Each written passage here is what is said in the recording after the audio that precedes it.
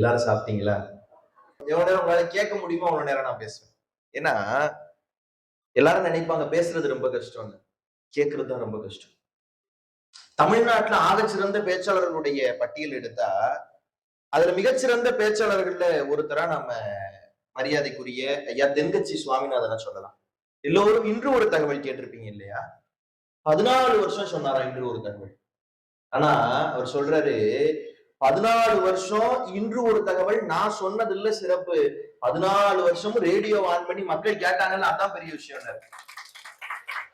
அப்ப பேசுவதை விட பெரிய விஷயம் கேட்பது. நீங்க எவ்வளவு நேரம் கேட்பீங்களோ அவ்வளவு நேரம் மட்டும்தான் நான் பேசுவேன் அப்படிங்கிற உறுதியை உங்களுக்கு கொடுத்துட்டு என்னுடைய பேச்சை தொடங்குகிறேன். கூத்தன் இருந்தான், குறளரசன் அங்கிருந்தான், வார்த்தை தமிழுக்கு வளர்க்கும் தமிழ்வேந்தன் கம்பன் இருந்தான், கவிகால மேகம் என்னும் பம்பன் இருந்தான், வயதான தமிழ் பாட்டி அப்பை இருந்தான். அரசியோடு சீதனமாய் புலிச்சோழ நாட்டைந்து புகழேந்தி வந்திருந்தான். நக்கீரன், நப்பூதன், நன்னாகன், நப்பசலை, ஒக்கூர் மாசாத்தி சிலம்பெடுத்த தக்கோன் இளங்கோ அனுபவித்து காதல் அள்ளி மணக்க விடும் திரிகூட ராசப்பர். தேரெழுந்தூர் கம்பனுக்கே ஆண்பாலும் தேனும் அரம்பி முதல் முக்கணியும் தந்து வளர்த்து தமிழ் வளர்த்த சடையப்பர். காவலர் மூவருமே காத்திருந்த வாயிலுக்கு காவலனாம் ஏகம்பன் கவியரசி அவன் மனைவி. எத்தனை பேர் எல்லாம் தமிழ் வடிவம்.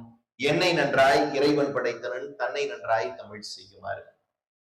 காதலாகி கசிந்து கண்ணீர் மழ்கி ஓதுவார் தம்மை நன்னறி குவிப்பது வேதம் நான்கிலும் மெய்ப்பொருள் ஆவது நாதன் நாமம் நமசிவாயவே. பேச்சை தொடங்குறதுக்கு முன்னாடி நான் எப்பவுமே ஆன்மீகம் சார்ந்த ஒரு விஷயத்தை பற்றி பேசுகிறதுக்கு முன்னாடியும், ஒரு குருமார்களை பற்றி பேசுவதற்கு முன்னாடியும், ஞானத்தை பற்றி பேசுவதற்கு முன்னாடியும் வள்ளலாருடைய ஒரு வார்த்தையை சொல்லித்தான் என்னுடைய பேச்சை தொடங்குவேன். நான் அனுபவத்தில் நான் உணர்ந்தவற்றை என் அனுபவத்தில் இருந்தோ இல்ல நான் படித்தவற்றை நான் படித்ததில் இருந்தோ பேசலாம். ஆனால் ஞானத்தை பற்றியும் ஆன்மீகத்தை பற்றியும் நான் என் சொந்த அறிவிலிருந்து பேச முடியாது. ஏன்னா அவ்வளவு பெரிய அறிவை இறைவன் எனக்கு கொடுக்கல இல்லையா? யாருக்கும் கொடுக்கல, குருமார்களுக்கு மட்டும்தான் கொடுத்திருக்கிறான். அப்படிப்பட்ட குருமார்களில் ஒருவராக இருந்த வள்ளலார் சொல்லுகிறார், நான் உரைக்கும் வார்த்தை எல்லாம் நாயகன் சொல் வார்த்தை என்று நான் உரைக்கும் வார்த்தை என்று. ஏன்? நான் யார்? எனக்கெனவோ ஞான உணர்வு ஏதுன்னு கேட்கிறார். அப்ப அவருடைய வரிகளையே சொல்லி ஆரம்பிக்கிறேன். நான் உரைக்கும் வார்த்தை எல்லாம் நாயகன் சொல் வார்த்தை என்று நான் உரைக்கும் வார்த்தை என்று. இதுல இருந்து ஒரு நல்ல விஷயம் அப்படின்னு நீங்க எடுத்துக்கிட்டீங்கன்னா அது இறை என் மூலமாக உங்களுக்கு சொன்னது. அதுல ஏதாவது பிழை இருந்தா என் சிற்றறிவின் மூலமாக வெளிப்பட்டது அப்படின்னு நினைச்சுக்கோங்க. சரியா? இந்த ஸ்ரீ அகண்ட பரிபூரண சித்தானந்த சுவாமிகள் தாம்பரம் சுவாமிகளுடைய இந்த சச்சிதானந்த சுவாமிகளுடைய, நீங்க சரியா எல்லாரும் கவனிக்கிறீங்களாங்கிறத கேட்கறதுக்காக பார்த்தேன். சச்சிதானந்த சுவாமிகளுடைய இந்த ஜீவ சமாதியில அவர் உரைகிற இந்த இடத்துல பேச எனக்கு கிடைத்த இந்த வாய்ப்பை என்னுடைய வாழ்க்கையினுடைய பெரும் பேராக கருதுகிறேன். இந்த இனிய நிகழ்விற்கு என்னை பேசுவதற்காக அழைத்த இந்த அமைப்பை சார்ந்த அத்துணை பேருக்கும் என்னுடைய நெஞ்சார்ந்த நன்றிகளை சொல்றேன். அதுல குறிப்பிட்டு என்னை அழைத்து பேசியதால் அவருடைய பேரை மட்டும் சொல்றேன், தப்பா நினைச்சுக்காதீங்க. என்னை இந்த நிகழ்ச்சிக்கு அழைத்த என் பாசத்திற்குரிய ஐயா திருஞானம் அவர்களுக்கு என்னுடைய நெஞ்சார்ந்த நன்றிகளை தெரிவித்துக் கொள்கிறேன். இந்த அமைப்பு சார்ந்த அத்துணை பேருக்கும் நன்றிகளை தெரிவித்துக் கொள்கிறேன். இந்த இனிய நிகழ்விற்கு தலைமையேற்றிருக்கக்கூடிய ஜெயராமன் ரெட்டியார் அவர் என்ன செய்து கொண்டிருக்கிறார் என்பதை பார்க்கிற போது எனக்கு மகிழ்ச்சி. ஏன்னா தமிழ்நாட்டுக்கு எத்தனையோ பெருமைகள் இருந்தாலும், இந்தியாவுக்கு எத்தனையோ பெருமைகள் இருந்தாலும், அந்த பெருமைகளில் எல்லாம் மிகப்பெரிய பெருமை இந்தியா முழுக்க இருக்கிற ஆலயங்கள் தான். அந்த ஆலயங்களுக்கான அமைப்பில் அவர் தலைமையாற்றிக் கொண்டிருக்கிறார் என்பது அவருக்கு கிடைத்த பெருமை. மனதார பணியாற்றுகிற ஒரு அன்பர் கிடைத்திருக்கிறார் என்பது அந்த அமைப்புக்கு கிடைத்த பெருமை என்று நினைக்கிறேன். இந்த இனிய நிகழ்விற்கு முன்னிலை வகித்துக் கொண்டிருக்கக்கூடிய பெருமதிப்பிற்குரிய முனைவர், தஞ்சையிலிருந்து வருகை தந்திருக்கக்கூடிய மரியாதைக்குரிய சாந்தி சச்சிதானந்தம் அம்மையார் அவர்களுக்கு என்னுடைய நெஞ்சார்ந்த வணக்கங்களை தெரிவித்துக் கொள்கிறேன். இங்கு நமக்கெல்லாம் ஆசி உரை வழங்குவதற்காக வருகை தந்திருக்கக்கூடிய சாதுக்குள் அத்துணை பேருக்கும் என்னுடைய நன்றிகளை தெரிவித்துக் கொள்கிறேன். இதற்கு முன்பு இங்கு இன்னிசை நிகழ்ச்சியை நிகழ்த்தியவர் ரொம்ப சிறப்பா இருந்துச்சு, ரொம்ப சிறப்பா இருந்துச்சு. நான் கேட்டுட்டே இருந்தேன், அவ்வளவு அழகா பாடினாங்க. அவர்களுக்கு என்னுடைய நெஞ்சார்ந்த நன்றிகளை தெரிவித்துக் கொள்கிறேன். இறைவனுடைய அருளால் இந்த நிகழ்விற்கு இன்றைக்கு வருவதற்கான வாய்ப்பை பெற்ற உங்கள் அத்துணை பேருக்கும் என்னுடைய நெஞ்சார்ந்த நன்றிகளையும் வணக்கங்களையும் தெரிவித்துக் கொள்கிறேன். இந்த இனிய நிகழ்விற்கு நான் வருவதற்கு காரணமாக இருந்த இயற்கைக்கும் சச்சிதானந்த சுவாமிகளுக்கும் என்னுடைய நன்றியை தெரிவித்துக் கொள்கிறேன். இப்ப தலைப்பு என்னன்னா, ஒரு பேச்சுக்கு தலைப்பு ரொம்ப முக்கியம் இல்லையா? எதை வேண்டாலும் பேசலாம்னு பேசக்கூடாது, ஒரு தலைப்பு ரொம்ப முக்கியமானது. கருவிலிருந்து குரு வரை அப்படின்னு தலைப்பு கொடுத்திருக்கிறேன். பொதுவா நீங்க எல்லாம் கேள்விப்பட்டிருப்பீங்க கருவிலிருந்து திருவரை அப்படின்னு. ஏன்னா மனிதன் என்ன பண்றான், ஆரம்பத்தில் இறைவனிடம் போய் பொன்னை கேட்பான், பொருளை கேட்பான், எல்லாத்தையும் கேட்பான். ஆனால் நிறைவாக மனிதன் இறைவனிடம் கேட்பது ஒன்றே ஒன்றுதான். என்ன தெரியுமா? இறைவனுடைய திருவடியில் ஒரு இடம். நான் உதாரணத்திற்கு உங்களுக்கு ஒரு வரலாற்றை சொல்லுகிறேன். காரைக்கால் அம்மையாருடைய கதை உங்க எல்லாருக்குமே தெரியும் இல்லையா? காரைக்கால் அம்மையாருடைய கணவன் 2 மாம்பழத்தை கொடுக்கிறார். அந்த மாம்பழம் வீட்டுக்கு வந்துருது. ஒரு சிவனடியார் வர்றார். அவர் உணவு கொடுக்கிறது காரைக்கால் அம்மையாருடைய பழக்கம். கொடுப்பதற்கு வேறு உணவு இல்லாததால் இந்த மாங்கனியில் ஒன்றை கொடுத்துடுறார். இப்ப கணவன் வர்றார். கணவன் வந்து சாப்பிடுறார். சாப்பிட்டோன்னே மாம்பழம் ரொம்ப நல்லா இருந்திருந்தா, ஏமா மாம்பழம் ரொம்ப நல்லா இருக்கே, நீ சாப்பிட்டியான்னு தான் கேட்டிருக்கணும். அவர் கேட்கல, இன்னொரு மாம்பழத்தையும் கொடுன்னு கேட்டார். அது இறைவனுடைய திருவிளையாடல். உடனே இவர் என்ன பண்றார், இறைவன்கிட்ட போய் காரைக்கால் அம்மையார் கேட்கிறாங்க. உடனே இறைவன் என்ன பண்றார், இன்னொரு மாம்பழத்தை கொடுத்தார். அதை கொண்டு வந்து கொடுத்தோன்னு சாப்பிட்டுட்டு கணவன் சரி ரொம்ப நல்லா இருக்கு நிறுத்தி இருக்கலாம். அடுத்து கேட்கிறார், முன்பு சாப்பிட்ட கனியை விட இந்த கனி இன்னும் சுவையானதாக இருக்கிறதே, இது 7 லோகங்களிலும் கிடைக்காத கனி போல் இருக்கிறதே, உனக்கு எங்க கிடைத்தது? உடனே அவங்க இறைவன் கொடுத்தார். இறைவன் கொடுத்தாரா, இங்க திருப்பி கொடுக்க சொல்லு. திருப்பியும் இறைவன் ஒரு மாங்கனியை கொடுக்கிறான். அது மாய மாங்கனி, மறைஞ்சு போயிருது. முதல்ல என்ன கேட்டாங்க, மாங்கனி.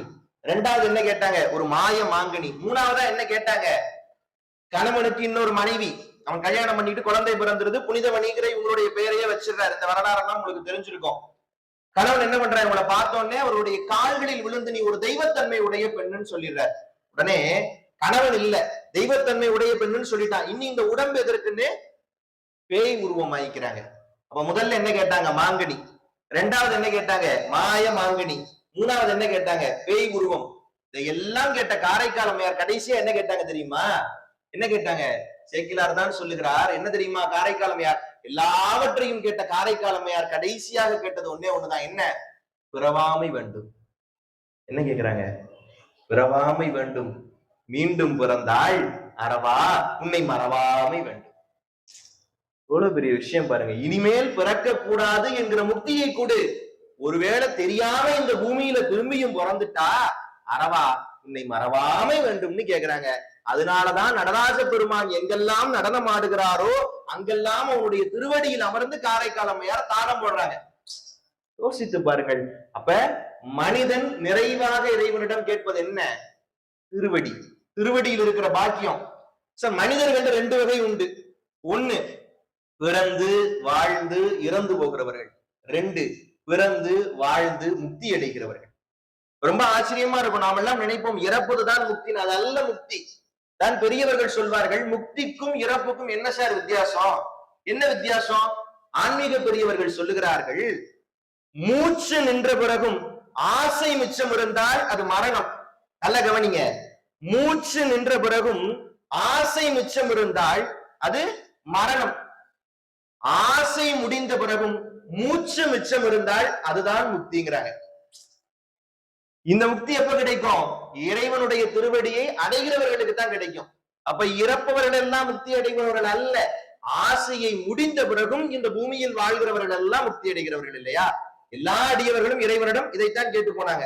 என்ன நாம் பார்க்கிற எல்லா அடியவர்களும் என்ன இறைவன் கேட்கிறாங்க? இறைவா பெருசா ஒண்ணு வேண்டாம், ரொம்ப ஒண்ணு வேண்டாம், உன் திருவடியில் ஒரு இடம், உன் திருவடியில் இருக்கிற பேரு.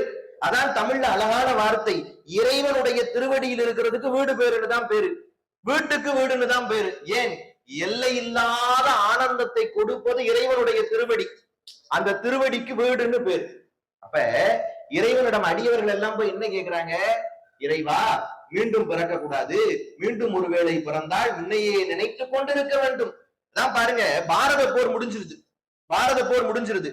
ஒரு கண்ணன், நம்ம கண்ணதாசனுடைய பாட்டு இருக்கு, கீதை சொன்ன கண்ணன் வண்ண தேரில் வருகிறான், கேட்டவர்க்கு கேட்டபடி வாழ்வு தருகிறான். என்னென்னலாம் கேட்கிறாங்களோ எல்லாத்தையும் கண்ணன் கொடுத்துட்டே வர்றான். ஏன்னா பாரத போர் முடிஞ்சிருச்சு இல்ல. முடிஞ்சோடனே மகிழ்ச்சியில இருக்கிறாங்க. கண்ணன் கேட்கிறவர்களுக்கெல்லாம் கேட்டபடி எல்லாம் வரங்களை கொடுத்துட்டே வர்றான். எல்லோரும் வரங்களை கேட்கிறார்கள். ஆனால் ஒரே ஒருத்தி தவிர யார் யார் கேட்கல? குந்தி மட்டும் எந்த வரத்தையுமே கேட்கல. குந்தி எந்த வரத்தையுமே கேட்கல. எல்லோரும் கண்ணனை தேடுகிறார்கள். கண்ணன் மட்டும் குந்தியை தேடுறான். போய் அவன்கிட்ட கேட்கிறான், எல்லோரும் தங்களுக்கான வரத்தை கேட்டு விட்டார்கள், நீ ஏன் எந்த வரத்தையும் கேட்கல? உனக்கு என்ன வேணும் கேளு, நான் கொடுக்குறேங்கிறான். அவள் சொன்னாலாம், கிருஷ்ணா கண்ணா எனக்கு நிறைய கஷ்டங்களை கொடுனாலாம். கண்ணன் பதட்டமாயிட்டான். ஏன்னா பாரத போர்லயே அதிக கஷ்டங்களை சந்திச்சது அவதான். ரெண்டு பக்கத்துல யாரு ஜெயிச்சாலும் யாரு தோத்தாலும் கஷ்டம் குந்திக்குதான். ஏன்னா இழப்பு அவளுக்குத்தான். எல்லாவற்றிலும் அதிக கஷ்டங்களை அனுபவித்தது அவள்தான், அதிக துயரை அனுபவித்தது அவள்தான். அந்த குந்தி இனிமேல் என் வாழ்க்கையில கஷ்டமே வேண்டாம்னு தானே கேட்டிருக்கணும், இனி ஒரு பிறவியே வேண்டாம்னு தானே கேட்டிருக்கணும், தெரியாம பிறந்துட்டேன்னு தானே சொல்லியிருக்கணும். குந்தி கேட்கிறா, கிருஷ்ணா இன்னும் நிறைய கஷ்டங்களை கொடு. கிருஷ்ணன் கேட்கிறான், ஏன் இப்படி கேட்கிற அப்படின்னு. அவள் சொன்னா, ஒருவேளை இந்த வாழ்க்கையில கஷ்டமே இல்லைன்னா எனக்கு கடவுள் மேல நம்பிக்கையே இருக்காது, நான் கடவுளை கூப்பிட வேண்டிய தேவையே இருக்காது, நான் உன்னை மறந்துடுவேன் கிருஷ்ணா, அதனால நான் உன்னை மறக்க கூடாது, எனக்கு நிறைய துயர்களை கொடு, அப்பதான் நான் உன்னை நினைச்சுக்கிட்டே இருப்பேன்னாலா. அப்ப வாழ்க்கையினுடைய பெரும் பேறு என்பது இறைவனை நினைத்துக் கொண்டே இருப்பது இல்லையா? அதனாலதான் எடியார் கேட்கிறாங்க, இறைவன் எங்கே சார் இருக்கிறான்? இறைவன் எங்க இருக்கிறான்? ரொம்ப நுட்பமா சொன்னாங்க, நோயுலான் வாயுலான்.